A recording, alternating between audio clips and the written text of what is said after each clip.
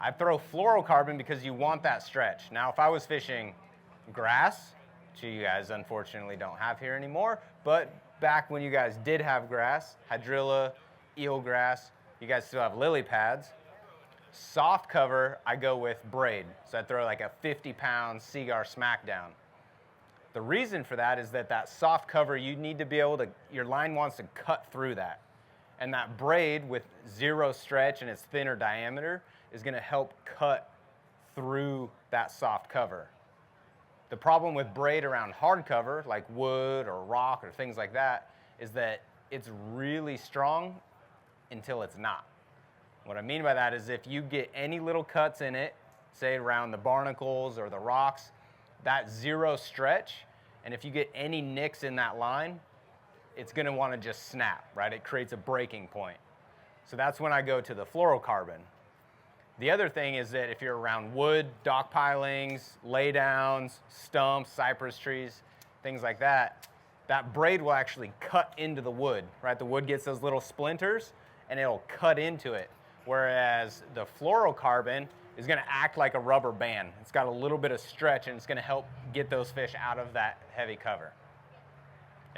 Those are big keys on things to give yourself the most advantages, especially when you start talking about bigger fish. And that's how I break down my line selection. Soft cover, braid, hard cover, fluorocarbon. If you want to have braid and you don't want to re-spool fluorocarbon all the time, at least go to a braid to fluorocarbon leader so that that braid isn't digging into that soft cover. For me, I like to set the hook really hard, so I like the extra stretch of the fluorocarbon. Bait selection. What I have learned in Florida is that the more simple, the better.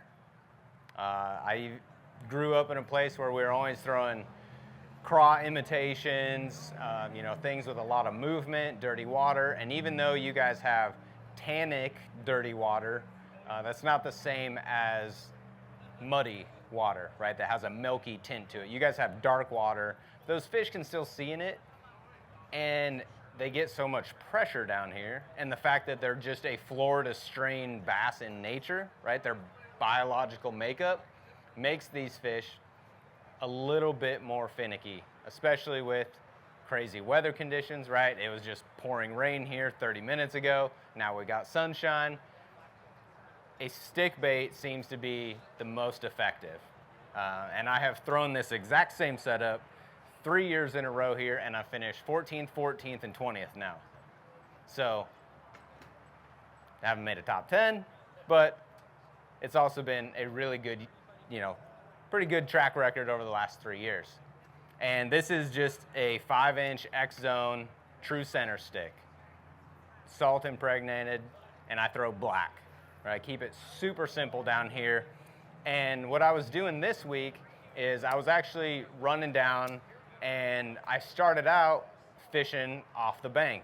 That colder water, those cold fronts we had, the fish were off the bank. I was catching them on a jerkbait. Well, as the sun came out, as things started to warm up, those fish started moving to the bank. And any hard cover that I could see on my Mega 360, that's where those fish were wanting to pull up. And I couldn't see them, but those fish were starting to spawn. Bass U, folks. Information is pouring over. If you want to learn more about every lake, how to fish, shallow, deep, in between, skipping docks and rocks and cranking, slow wiggling, chatter, smattering, you get it at Bass U. Get on Bass U TV, check it out, sign up, be a member, be part of it, folks. Keep learning.